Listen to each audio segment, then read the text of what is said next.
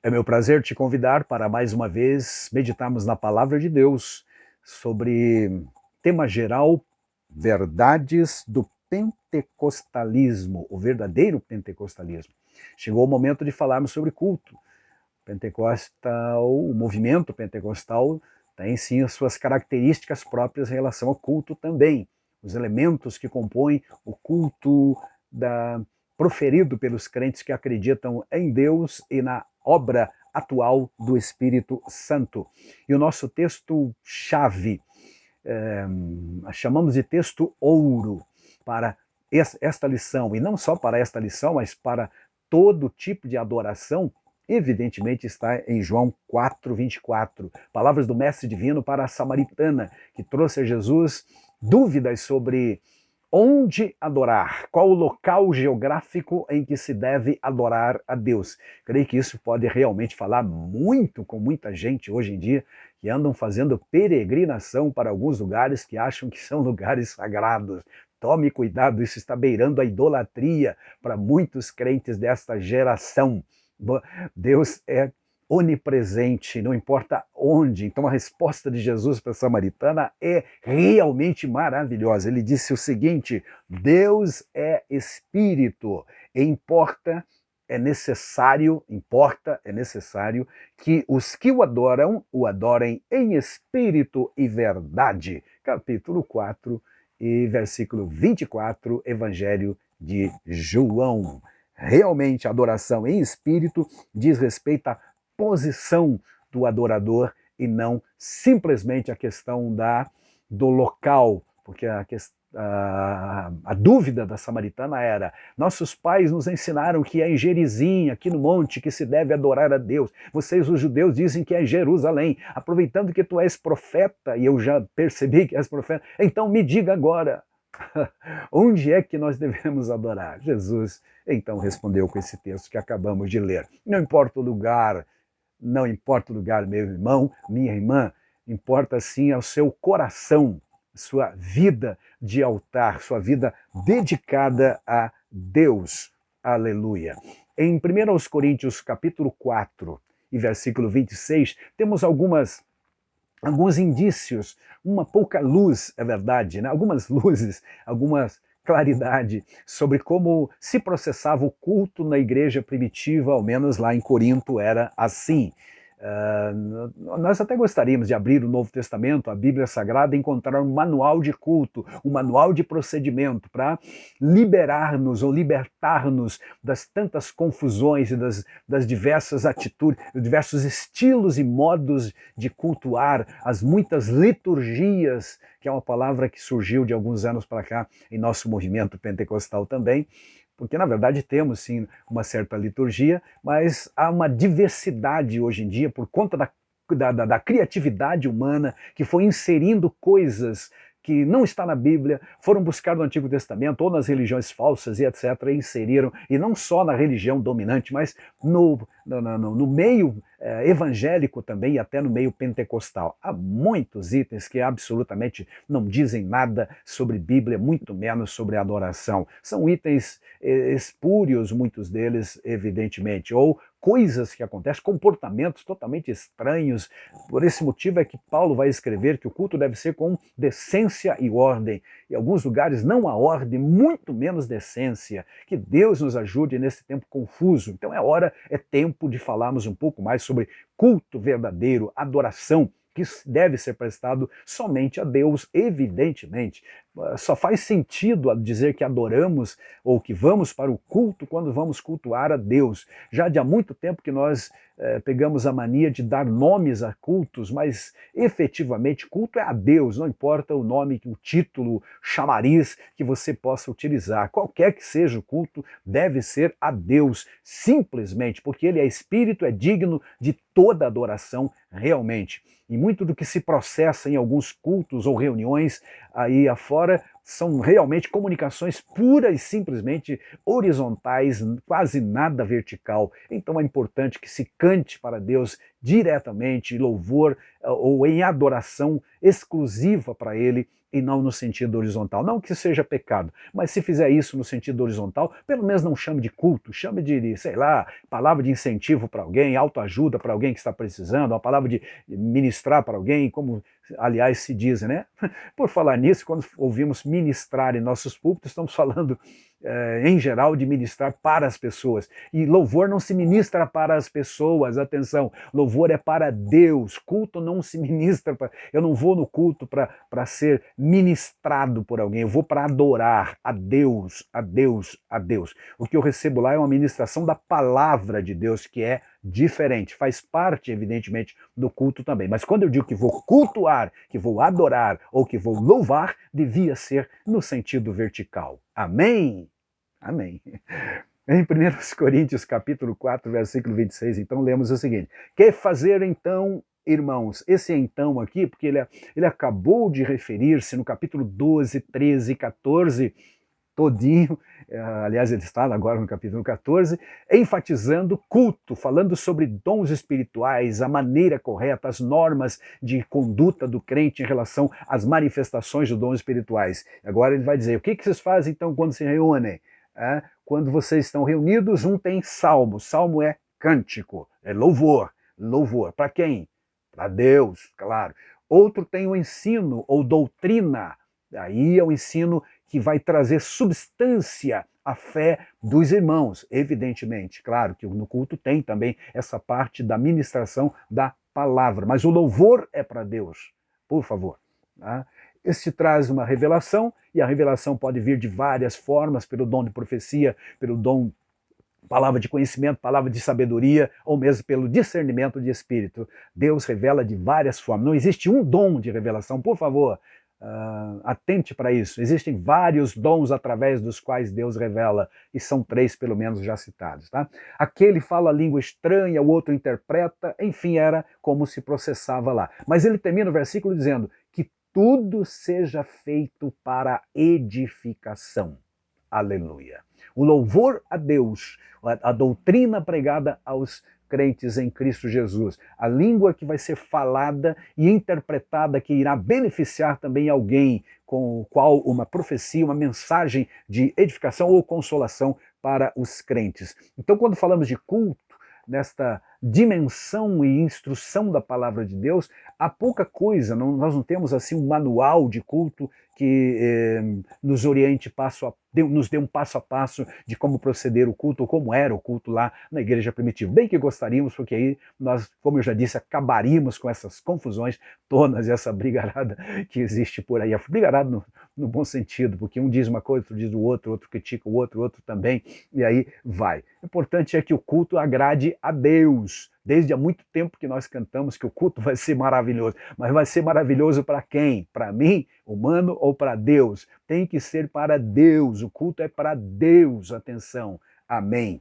Ainda é preciso lembrar da tal palavra liturgia, que em si não é culto. Liturgia é o pacote, é o invólucro no qual colocamos a nossa adoração, nosso culto a Deus. Liturgia é o conjunto, então, de elementos que compõem o culto cristão. Vários textos nós poderíamos citar.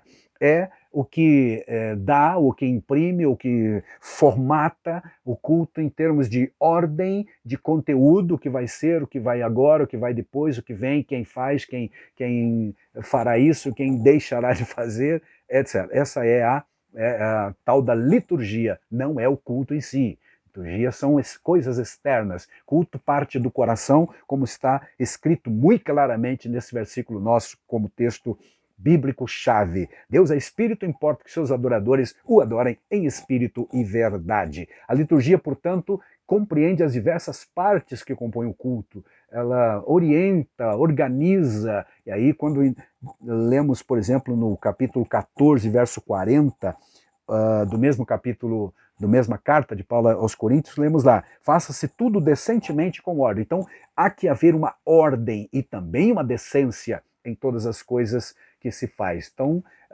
em geral, abre-se o culto com oração, temos os cânticos que, repito, são um cântico de louvor, Hoje a música, evidentemente, está calcada muito mais, na sua grande maioria, aliás, num antropocentrismo e não mais no cristocêntrico, não centrada em Cristo, mas no homem, nas minhas necessidades e não no louvor, na glória e no poder de Deus, infelizmente. Então esses cânticos devem ser para Deus, direcionada, endereçada a Deus no vertical e não no horizontal. Aleluia! Bom, também temos a leitura e a exposição da palavra de Deus, que deve ocupar um bom tempo do culto, porque é a palavra de Deus que gera fé nos corações, conforme Romanos 10, 17. Ofertas faz parte também do culto de adoração a Deus, a contribuição de forma geral, as manifestações e operações do Espírito Santo, que é o que diferencia o culto pentecostal dos cultos chamados tradicionais. E há, sem dúvida alguma, essa vamos dizer, essa liturgia também no culto pentecostal, porém enxuta, resumida, não muito extensiva, para não engessar toda essa liberdade que o Espírito Santo tem que ter, precisa ter, porque senão ele deixará de ser soberano. E analisando um pouquinho mais de perto esse versículo 26, nós vamos encontrar algumas coisas interessantes aqui. O verso 40, então, como premissa, diz: tudo seja feito com decência e ordem. Então, primeiro que tudo, o culto precisa ser com decência e ordem. Quando dizemos que precisamos cultuar a Deus com liberdade, é verdade, mas com reverência, eu entendo que reverência é como freio que se coloca nessa libertinagem, nessa criatividade, às vezes exacerbada, do ser humano em inserir coisas, elementos estranhos ao culto, e que Deus nos ajude verdadeiramente. Aqui, evidentemente, entra os rituais, entra a dança, entra a música, que muito do que se apresenta em forma de música hoje são puramente músicas seculares, pouquíssimo de coisa sacra, porque música sacra nasce num ambiente santo, logo num ambiente de reverência, de respeito para com as coisas de Deus, e não no mundo secular. Boa parte da chamada música gospel hoje não passa de coisas seculares sendo apresentado como se fosse adoração, e não é. Muitas delas são puramente comunicações horizontais e pouquíssima coisa vertical. Então, quando Paulo fala de decência no culto, ele está falando de dignidade, de modo de agir que segue regras, que tem normas, que conduzem esse comportamento, tanto moral quanto eticamente falando. Após ter instruído, então, em detalhes como a igreja devia se portar no culto, com os dons espirituais e também praticar o amor, claramente podemos entender, então, que ele orienta a igreja para fazer tudo isto com ordem e que haja decência também. Mas se aqui nesse texto, embora aqui não fale especificamente de reverência, há outros textos na Bíblia que nos reportam, sim, exclusivamente a reverência no culto. Por exemplo, Hebreus 12, 28, onde lemos: uma vez que recebemos um reino inabalável, sejamos gratos e agradecemos a Deus, adorando-o. Melhor dizendo, sejamos gratos e agrademos a Deus, adorando-o com reverência e santo temor. A razão de tal severidade ele dá no versículo seguinte, dizendo que nosso Deus é um fogo consumidor. E essa palavra não é muito popular no tempo da graça, afinal de contas, nós falamos e pregamos o tempo todo, uma porcentagem enorme de toda a pregação e louvor é sobre a graça, é sobre o amor, é sobre o perdão, é sobre a misericórdia. Jamais falamos sobre juízo, um Deus que pune, um Deus que cobra, um Deus que é fogo consumidor. Mas aqui, para enfatizar a necessidade da reverência e do respeito para com a dignidade de Deus, ele lembra de revelações do Antigo Testamento em que apresenta um Deus de juízo, um Deus que cobra posicionamento dos seus servos e dos seus adoradores também. Então, repetindo, uma vez que recebemos um reino inabalável, sejamos gratos e agrademos a Deus, adorando-o com reverência e santo temor. É grato a Deus, aleluia, que seus filhos o adorem com reverência. Então, adorar com liberdade, porém com reverência. Então, reverência é como um fator limitador à liberdade ou mesmo à libertinagem que vemos por aí em alguns lugares. Que Deus nos ajude. Podemos lembrar também de Eclesiastes 5, 1 e 2, onde Salomão, lá no seu tempo, orientou os israelitas que iriam para o templo, dizendo o seguinte: quando você entrar na casa de Deus, tome cuidado com o que faz e ouça com atenção. Aqui poderia entrar também a questão: desligue o celular, desligue-se das coisas materiais, adore somente a Deus. O que mais que ele diz? Age mal quem apresenta ofertas sem pensar. Pensar, o culto precisa ser pensado? Sim. Romanos 12, que você conhece, diz que o culto deve ser racional. Racional. Culto que agrada a Deus, não é puramente emocional, descontrolado em êxtase, mas é efetivamente racional, pensado também. Que a sua boca não se precipite, nem se apresse o seu coração em pronunciar uma palavra diante de Deus, porque Deus está nos céus e você aqui na terra, portanto, sejam poucas as suas palavras. Eclesiastes capítulo 5, versículos 1 e 2. Não há um passo a passo, que repito, na Bíblia Sagrada, no Novo Testamento, indicando como deve ser o culto, mas temos esses lampejos. Primeiro, a questão da reverência. Segundo item que compõe aqui o versículo 26 de 1 Coríntios 14, é a questão do louvor, que já falamos. Louvor deve ser endereçado diretamente a Deus. Se alguém diz que vai louvar a Deus, então cante para Deus, não cante para o seu irmão. Amém? Você vai ministrar louvor para Deus e não para alguém. A palavra se ministra para os crentes, para os irmãos, para as ovelhas, mas louvor deve ser para Deus. Aleluia. Outro item que compunha o culto lá na igreja primitiva, pelo menos em Corinto, doutrina, o ensino da palavra de Deus, que é a base da nossa fé, que gera fé no coração e nos dá várias bênçãos. O ensino da palavra dá substância à nossa fé, nos capacita a confrontar o erro, por exemplo, conforme Paulo diz, né? E o Senhor Jesus também.